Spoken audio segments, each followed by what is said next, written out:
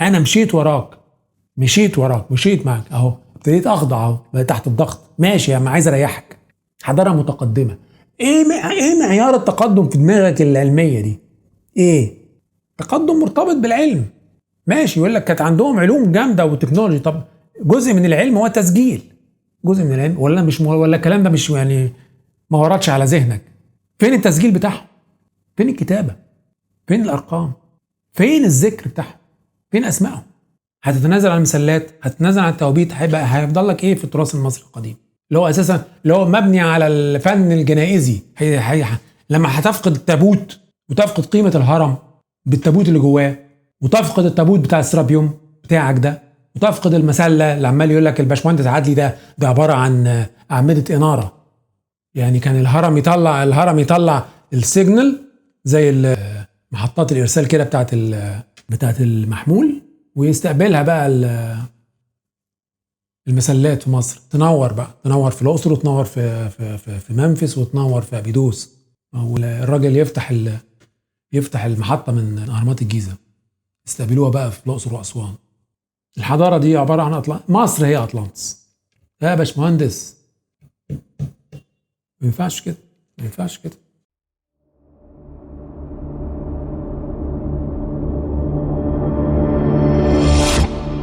فالناس فاكره ان الهرم ده بدعه، ان العلماء او الاركيولوجيين او محتارين، يعني مش فاهمين ايه، مش عارفين اولهم من اخرهم موضوع الاهرامات ديت، اهرامات الجيزه تحديدا. فلو انت يعني زي الباحث ولا علماء التاريخ، ولا لو عينيك متدربه على انك تطلع من اهرامات الجيزه تروح لاهرامات دهشور، تطلع من الاهرامات دهشور تروح الاهرامات بتاعت ابو سير، وبعدين تروح اهرامات سقاره، وبعدين تروح اهرامات الفيوم، هتلاقي ان في باترن، في نسق بيربط هذه الاهرامات كلها. فعشان في نسق غرفه الدفن بالتابوت دي تيمه موجوده في كل الاهرامات. يعني انا لما اجي اقول لك ان الاهرامات دي مش مدافن، يبقى انا من المفترض ان انا ما الاقيش غرفه دفن وما الاقيش تابوت في معظم الاهرامات. انما التيمه الاساسيه في كل الاهرامات. تعال روح، بلاش اهرامات الجيزه، روح اهرامات الاسره الخمسه في سقاره. كل اللي انت شايفه ده الهندسه المعماريه بتاعت الهرم دي في الاخر بتصب في حاجه واحده بس، غرفه الدفن والتابوت. انت ايه اللي محيرك في دنيتك؟ ايوه، بناء معجز، بناء كبير، هندسه معماريه جباره. ايوه يا سيدي، اجدادك كانوا بنائين عظام.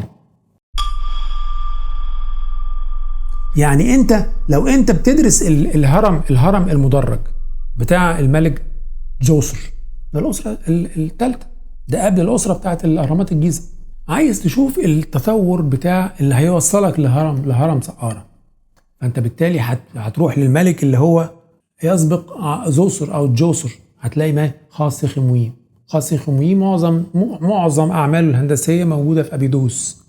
هتلاقي ان ساب حاجه هناك، حاجه يعني مبنى كبير قوي قوي قوي اسمه ايه، هتلاقي في حته اسمها شونة الزبيب في ابيدوس، اقرب شيء الى الانكلوجر، الجدار الموجود حوالين المجمع بتاع سقاره.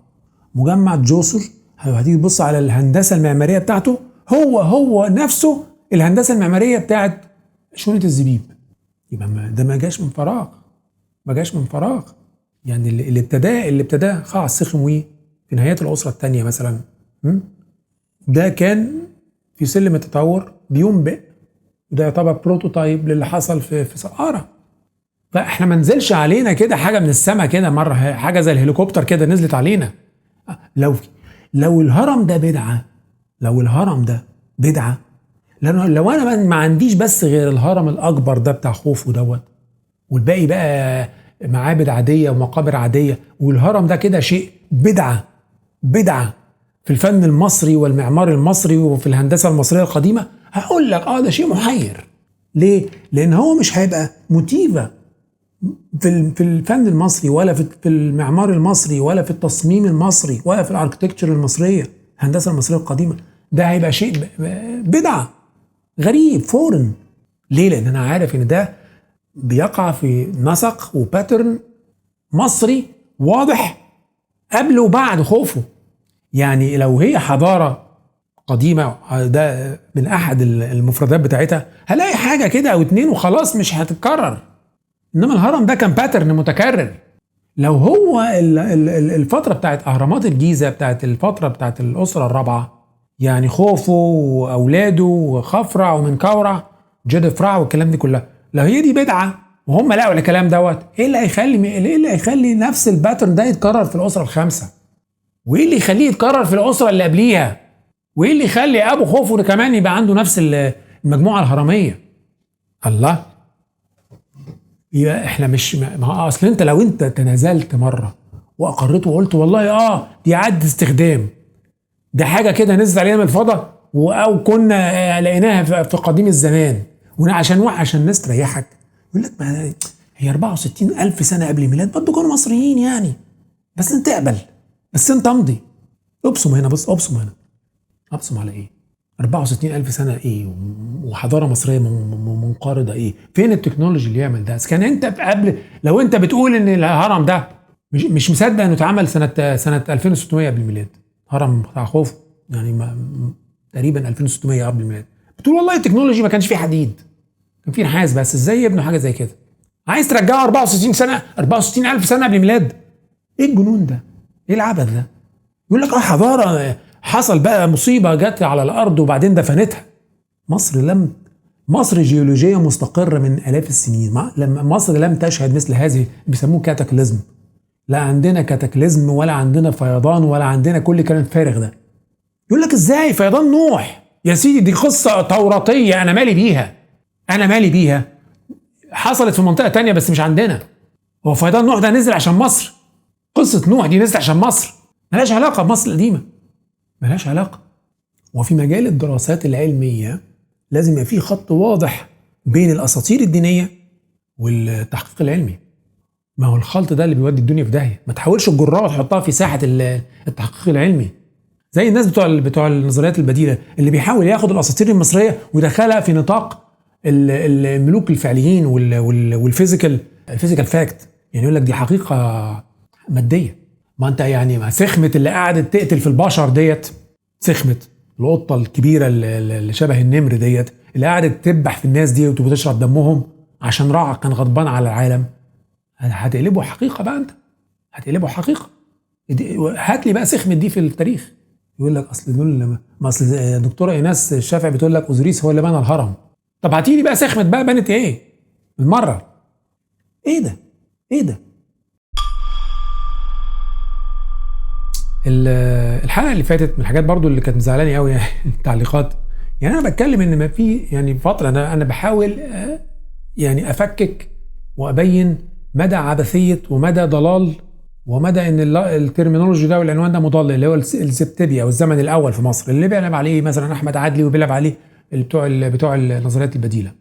فانا عمال اشرح ان المسمى ده زبتبي دوت خاطئ تاريخيا، الحلقه كلها عشان الكلام دوت، ما دي حاجه، دي دراسه. فانا لما اشرح في حلقه كامله ان زبتبي، كلمه زبتبي لقب مضلل وغير صحيح، ده برضو طول الحلقه ساعه الا ربع ونص ساعه عمال اتكلم في الموضوع دوت، يجي واحد يكتب لي تعليق يقول لي انا قعدت اسمعك اكتر من ربع ساعه ولا 20 دقيقه برضو في الاخر ما قلتليش الاهرام دي اتبنت ازاي. ده انا قعدت اضحك، والله قعدت اضحك. يعني انا بتكلم في زبتبي هو بيقول لي انت ما قلتليش الاهرامات اتبنت ازاي. تفضل تقول له وتفهمه ان ميراث اجداده شكله ايه، ويفرق القضيه العلميه من غير القضيه العلميه، ويبتدي يدور على المسميات، ما ياخدهاش كده على المطلق. يقول لك بس انت ما فهمتنيش الاهرامات اتبنت ازاي، ومحدش هيفهمك الاهرامات اتبنت ازاي. المصري القديم هو الوحيد اللي يقدر يقول لك الاهرامات دي اتبنت ازاي. مفيش سجلات المصري سابها ببناء الاهرام الا مثلا محاجر ونقل وبتاع، انما الديزاين والاركتكتشر والبروسيس والكلام ده كلها هتفضل نظريات. لو انت متوقع ان في حد هيقول لك والله بص انا جبت لك الحل النهائي اهو، ما تفتح يا عم الانترنت هتلاقي 60,000 نظريه عن بناء الاهرام، بناء الهرم خوفو بالذات، كل واحد في اي دوله طالع بنظريه. ده في ناس ما شافتش الاهرام، عمرها ما جت مصر وعامله نظريات. في واحد فرنساوي مشهور جدا عامل نظريه قويه جدا، يقول لك النظريه الاكيده عن بناء الاهرام. لو انت فاهم ان انا في يوم من الايام هطلع اقول لك ان الاهرامات دي اتبنت ازاي، يبقى انت انسان يعني تفكيرك العقلي محتاج اعاده ترتيب. هتقولي طب ما دام انت مش قادر تفسر لي الاهرامات بني سيف غيرك بقى يتكلم. لا، ما هو الكلام في هذه الحيثيه دي كلام عبثي، كلام عبثي. واحد طبخ طبخه محدش يعرف سرها، اي حد هيجي يدوقها يقول لك والله لا لا لا ده عمل كذا، ده حط هنا كذا، ده زود التوم، ده عمل ده كله كلام فارغ، كله تكهنات. اللي عمل الطبخه وطبخها خلاص الله يرحمه. الاهرام والبروسيس بتاع بنائها، المصري التمكن المصري والاستاذيه بتاعته وتفوقه في التعامل مع الحجر، دي من اسرار مصر القديم. مش اسرار معناها انها سحر ولا انها تكنولوجيا مفقوده ولا انها مثلا حاجه جايه من بره ولا من كائنات فضائيه. لا، لابد انك تعترف. لو انت سافرت ودخلت معابد وشفت تراث مصري في الفن وفي المعمار، لازم هتتاكد من شيء واحد بس. هتتاكد ان المصري كان فنان كبير، كان مهندس عظيم، كان بناء قدير جدا. لو انت في لحظه ضغط قدرت تستثني، يعني يقول لك كلها بص التمثال بتاع خفرع ده لا يمكن يكون اتحفر ولا تم تصميمه او تنفيذه في الفتره بتاعت 2500 مثلا بتاعت الملك خفرع، ده اكيد واخده من زمان. لو انت سلمت بهذا تقول ممكن في لحظه كده ضعف، زي في ناس ما ضعفت كده تحت الضغط. طب ما انت هتقولي ايه بقى على التماثيل التانية بتاعت المملكه الحديثه؟ هتقولي ايه على تمثال الملك تحتمس اللي برضو من الجرانيت واللي هو لا يمكن ينفذوا فيه السيمتريه العجيبه دوت؟ هتقول ايه على تماثيل رمسيس الثاني؟ ولانك ما عندكش علم باللي سابوه اجدادك، ولانك ما انتش دارس الفن المصري ولا الهندسه المعماريه ولا الفن بتاع الفن الجنائزي المصري القديم، هتبتدي تتنازل قطعه تتنازل. لو انت سلمت هتقول لهم والله ما تمثال خفرع ده مش بتاعنا، اوكي، لا الهرم خوفو ده مش بتاعنا، ماشي انا موافق، المسله دي برضو مش تبعنا، لا توابيت الجرانيت دي مش بتاعتنا، لا السرابيوم ده مش بتاعنا. طب ما انت هيبقى فاضل لك ايه؟ انت لو تنازلت عن حاجه واحده في بيتك هتنازل عن كل بيتك. هم مش هيسيبوك، هو عايز بس انك تبصم تتنازل عن اول قطعه، انك توافق تهز راسك تقول لهم الهرم خوفو ده مش مصري. واحد تاني مثلا ساذج شويه يقول لك يا عم يا دكتور اشرف ده هو بس بيقول لك ان حضاره مفقوده في احقاب بعيده في التاريخ. مصريين برضو مصريين. يا سيدي يا ايها الساذج، ده اللي بيتصدر لك انت، ده اللي بيتقال لك انت قدامك انت. روح شوف الناس دي بتتكلم مع بعض ازاي. انا بشوف المؤتمرات اللي بره بيتكلموا عن مصر مش بالطريقه اللي انت فاكرها دي بتتصدر لك انت عشان انت توافق. انما بره ما بيتكلمش عن كده، بيتكلم عن اطلانتس، بيتكلم عن افلاطون، بيتكلم عن الاميرال تابلتس، على الالواح الزمرديه، عن ادجار كيسي المخرف الامريكاني اللي بيقول لك احفر تحت ابو الهول هتلاقي كل حاجه. في الاخر هم بيكلموا ان الحضارات دي مش مصريه. اللي بينهم في ثقافتهم وفي لغتهم ان ده مش نتاج مصري. افهم انت بس هنا تقول لي اصل انت ما قلتليش الاهرامات اتبنت ازاي. ما هو ما حدش هيقول لك. هو انت عمرك ما زرت الهرم ولا زرت الجيزه ولا زرت دهشور ولا زرت سقاره ولا قريت عنها ولا قريت في التاريخ المصري؟ كل اللي همك الهرم اتبنى ازاي؟ ده اللي مؤرقه، ده اللي واخد النوم منك. ما تدرس الفن المصري القديم يا اخي، هتشوف الاعجاز كله. يعني انت لو قلت ان الهرم ده مش مصري او مش بيموت الفتره بتاعت خوفو، انت كده خلاص بقيت تمام. طب هتقول ايه عن الهرم عن المعبد بتاع ابو سمبل لو انت فرطت في الهرم؟ طب ما انت لازم هتفرط في ابو سمبل. وابو سمبل ده اللي حاجه بسيطه قوي؟ معبد الاقصر ده حاجه بسيطه؟ تماثيل بتاعت تحتمس الثالث دي حاجه بسيطه؟ انا مش تحت ضغط هتحول الى انسان مهتز مهزوز ما عندوش. لازم تبقى واثق وتقف على ارض صلبه. لو انت ما انتش حفيد قوي لجد سايب ميراث قوي، يبقى انت بتخسر كل حاجه. انت راجل قاعد على ميراث وتراث مقدس لا يمكن يتنازل عنه، ولا يمكن ان انا تحت ضغط معين ابتدي اهتز واقول لا لا لا لا لا. ممكن والله من النظريات دي كلها ممكن. اصل الدكتور اشرف ما قاليش الاهرامات اتبنت ازاي، بس ده اللي بيورق النوم من عينك. يعني انت لما هتعرف ان هم حطوا طوبه فوق الطوبه ازاي هتنام مرتاح. محدش هيقول لك يا ابني، محدش يقدر يقول لك. كلها نظريات. الرامبس دي نظريات، الميكانه دي نظريات، الهيدروليك ده نظريات، كل دي نظريات. وهتفضل نظريات الى الابد. اللي مش نظريه هو اقتناعك وايمانك بان الاهرام زيها زي المسلات، زي التوابيت، زي الاعمال الفنيه كلها، كل دوت ميراث مصري 100%. واللي يحاول يشككك في ان المصري سنه 2600 ما يقدرش يعمل دوت، يعني هو كان يقدر يعمل ده، ما قدرش. يعني ما قدرش يعمل الهرم بتاع خوفو او اهرامات الجيزه عامه في فتره يعني المنتصف الالفيه الثالثه قبل الميلاد. هيقدر يعملها 64 سنه، 64,000 سنه قبل الميلاد؟ ما يقدرش يعملها 3000 سنه، يعملها 20,000 سنه قبل الميلاد؟ ايه المنطق ده؟ يعني انت كله بتشكك، بتقول والله 3000 سنه او 2600 قبل الميلاد صعب قوي ان يعملوا حاجه بالمنظر ده. انت هتقتنع قوي ان هم عملوا حاجه 64,000 سنه قبل الميلاد؟ يقول لك والله دي حضاره كانت متقدمه وانتهت. راحت فين؟ وفين الحضاره دي؟ وسابت ايه؟ وايه اثارها الاركيولوجيه؟ وفين كتاباتها ما دام متقدمه قوي كده؟ ولا هم كانوا بصمجيه برضه ما بيكتبوش؟ يعني حضاره متقدمه وكانت بتعرف كمبيوترز وعندها كهرباء ومصنع طاقه وما عندهمش كتابه؟ ما عندهمش اي طريقه تسجيل ولا حتى ارقام. انا مشيت معاك اهو، ابتديت اخضع اهو تحت الضغط. ماشي يا عم، عايز اريحك. حضاره متقدمه، ايه معيار التقدم في دماغك العلميه دي؟ ايه تقدم مرتبط بالعلم؟ ماشي، يقول لك كانت عندهم علوم جامده وتكنولوجي. طب جزء من العلم هو تسجيل، جزء من العلم ولا مش، ولا الكلام ده مش يعني ما وردش على ذهنك؟ فين التسجيل بتاعهم؟ فين الكتابه؟ فين الارقام؟ فين الذكر بتاعهم؟ فين اسمائهم؟ ولا هم عايزين بس يدوخونا كده؟ اللي انا افهمه ان حضاره متقدمه، تكنولوجي مفقود، يسيب ما يمكن ان احنا تو ديسايفر، ان احنا نفك طلاسمها، لغه معينه مش عارفين نفكها، ما هنشتغل عليها، بس في لغه متسابه؟ مفيش لغه متسابه. الاثار المصريه كلها لغه مصريه قديمه. ولا احنا كلنا اجدادنا بقى شويه حراميه؟ يقول لك اصل بص توابيت السرابيوم ده، انزل على السرابيوم شوف التوابيت دي هايله ازاي، شوف بتلمع ازاي، شوف ال 90 درجه هنا حلوه ازاي، بص الكتابه هنا بقى الكتابه دي مش دقيقه. يبقى الكتابه مش زي التصميم، مش زي التابوت. يبقى الكتابه بتاعت المصري سرقه. احنا بقينا شويه حراميه. يقول لك بص كتابه يعني كرود ازاي، بص بقى التصميم بقى بيلمع ازاي، شوف البولشنج هنا ازاي. طبعا واضح ان الشغل هنا فيه ميكنه. بص الكتابه هنا هتلاقي الكتابه مش نفس الدقه بتاعت دي. فلتفرض يا اخي ان ده كان درافت، فلتفرض ان ده كان فتره لاحقه، فلتفرض ان التابوت ده عجب واحد تاني ملك من فتره اخرى وابتدى ينقش عليه. ايه المشكله؟ ما المصري كان معروف بالحكايه دي. ده مش دليل.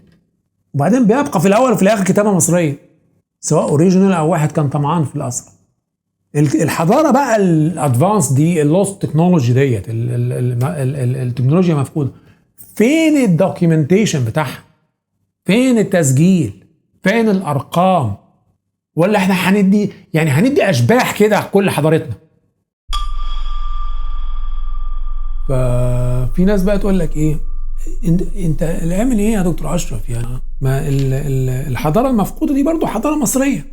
هو يعني كده عشان نطيب خاطر بعض، يعني عشان تهديني، يعني عشان تقول لي انها مصريه؟ على فكره ده خطاب للداخل المصري. الخطاب الخارجي بيختلف تماما، يعني عشان تبقوا فاهمين. بس انتوا بيضحك عليكم. بره ما بيقولوش ان الحضاره دي مصريه، بره بيقولوا حضاره مفقوده ناتجه عن غرق قاره بالكامل او جزيره بالكامل اسمها اطلانتس، واطلانتس دي مش مصريه. وفي كتير قوي بيقولوا انها كائنات فضائيه. فما تبقاش ما يبقاش هو ده اللي مطمنك قوي، ان سيبهم يحفروا، سيبهم يخلفوا، سيبهم ينظروا. ليه لا؟ طب ما ممكن يبقى في مدينه مفقوده ولا حاجه تحت الاهرام، ما في الاخر هتبقى مصريه. لا، كلام فارغ. مصريه لا، انت في الاخر كل تراثك هيتسرق منك. انت لما هتتنازل عن الاهرام، هتتنازل عن المسلات، هتتنازل عن التوابيت، هيفضل لك ايه في التراث المصري القديم اللي هو اساسا اللي هو مبني على الفن الجنائزي؟ لما هتفقد التابوت وتفقد قيمه الهرم بالتابوت اللي جواه، وتفقد التابوت بتاع السرابيوم بتاعك ده، وتفقد المسله اللي عمال يقول لك الباشمهندس عدلي ده عباره عن اعمده اناره. يعني كان الهرم يطلع السيجنال زي محطات الارسال كده بتاعت المحمول، ويستقبلها بقى المسلات في مصر، تنور بقى، تنور في الاقصر وتنور في منفس وتنور في ابيدوس، والراجل يفتح المحطه من اهرامات الجيزه، يستقبلوها بقى في الاقصر واسوان. الحضاره دي عباره عن مصر هي اطلانتس يا باشمهندس. ما ينفعش كده، ما ينفعش كده، ما ينفعش كده. ويقول لك ايه في الكومنتات، يقول لك ايه، يقول لك يا دكتور اشرف انت بتسخر ليه من احمد عدلي، او يعني ما على الاقل الراجل اللي ابتدى يقول لنا كده حقائق علميه وبتاع، وانما انت ما فهمتناش الاهرامات اتبنت ازاي. ويعني هو احمد عدلي اللي هيقول لك الاهرامات اتبنت ازاي؟ هو ما بيقولكش، هو بيشكك بس مش اكتر. هو بيستعمل بعض المعلومات الفيزيكس في انه يشككك بس مش اكتر. ولانك متاكد ان الفيزيكس ده علم، تفتكر ان هو بيتكلم قضيه علميه. لا، مش عشان انا بتبقى اللغه اللي انا بستعملها لغه فيها فيزيكس وكيمستري ومش عارف تلاقي يبقى مفردات علميه يبقى انا بناقش قضيه علميه. لا خالص خالص. حضرتك الهرم ده بناء تم، واللي بناه معاه سره. انت هتعمل فرضيات، هتعمل نظريات، هتنظر، هتفتي، كل دي نظريات كانت وستظل الى الابد نظريات. ما تجيش تقول لي اصل احمد عدلي بيفهمني الهرم اتبنى ازاي. ما فهمكش، هو شككك. احمد عدلي ما فهمكش الهرم اتبنى ازاي. احمد عدلي برضو لانه ما كانش عنده درايه عن الثقافه المصريه القديمه ولا خالص كان بيقرا فيها ولا يعرف عنها حاجه. راجل بتاع هندسه وميكانيكا، قال لك انا مش بتاع تاريخ، انا بس هفهمك ان الفيزيكس دي صعبه شويه. فابتدى يشككك. وطبعا عشان انت معلوماتك التاريخيه بايظه خالص، يمكن فاكر شويه قانون او اتنين من اللي اتعلمتهم في المدرسه بتاع الفيزياء، ابتديت ايه انك يعني تتفاعل مع الكلام اللي بيقوله. لا، مش عشان انا بستعمل بعض المفردات العلميه في الديسكورس بتاعي يبقى انا التنظير بتاعي تنظير علمي. لا خالص. انت ممكن تستعمل ترمينولوجي علمي جدا وانت بتتكلم في تخاريف. زي الناس الفريق الايطالي بيقول لك كشف راداري والتكنولوجي جديد صار ومش عارف، تيجي تتكلم معاهم تلاقي رئيس الفريق بيتكلم على زواحف جايه من كائنات الفضاء عشان تخطف روحك وتشق بطنك وانت نايم وتاخد روحك. واحد تاني بيقول لك الاهرام اتبنت 64400 سنه قبل الميلاد. ما هو ده مش دول بيسموهم علماء، دول مش علماء، دول مخرفين. اصل انت يا دكتور اشرف مش ما فهمتناش الهرم اتبنى ازاي. يا عم قبل ما تحاول تبقى هو ده السؤال اللي يعني سارق النوم من عينك، افهم يعني ايه فن مصري قديم. حط الهرم دوت في مكانه الصح، شوف قبليه ايه وبعديه ايه، شوف التوابيت حطها، زور، اقرا، شوف التابوت في الفن المصري مع شكله ايه، شوف المسله معناها ايه، شوف السفنكس ده ولا ابو الهول ده شكله ايه في التراث المصري بتاعنا عشان تقول لي ابو الهول ده جاي من بره مصر. ما تروح تشوف المتحف المفتوح بتاع 100 رهينه، تشوف ابو الهول هناك شكله عامل ايه. هتقول لي التمثال بتاع الملك خفرع المجنح اللي حواليه حورس ده مش بتاع مصر؟ حورس مش مصر، مش عملوه. لا يمكن الفنان المصري يكون عمله. لا ده حضاره سابقه بتمجد حورس. يقول لك مصريين قدماء برضو يعني، بس يعني مش تعرفهمش انت. ايه التخريف ده؟ الواحد زمرديه قاره اطلانتس واحنا ماشيين ورا احمد عدلي. اصل انت يا دكتور اشرف ما قلتلناش الهرم اتبنى ازاي. الفتره اللي بيشار اليها بالفتره الزمن الاول او الزبتبي عشان يتم تمرير بعض النظريات العبثيه اللي بيتبناها ما يطلق عليهم العلماء التاريخ البديل او اركيولوجيين التاريخ او الاركيولوجي البديل. كل ده كلام عبثي. مش عبثي عشان انا رافضه اجمالا، عشان انا درسته وحللته، وانا راجل رادع فن مصري قديم وتاريخ مصري قديم وفاهم يعني ايه. انا ممكن اسمح بيه وممكن ما اسمحش بيه.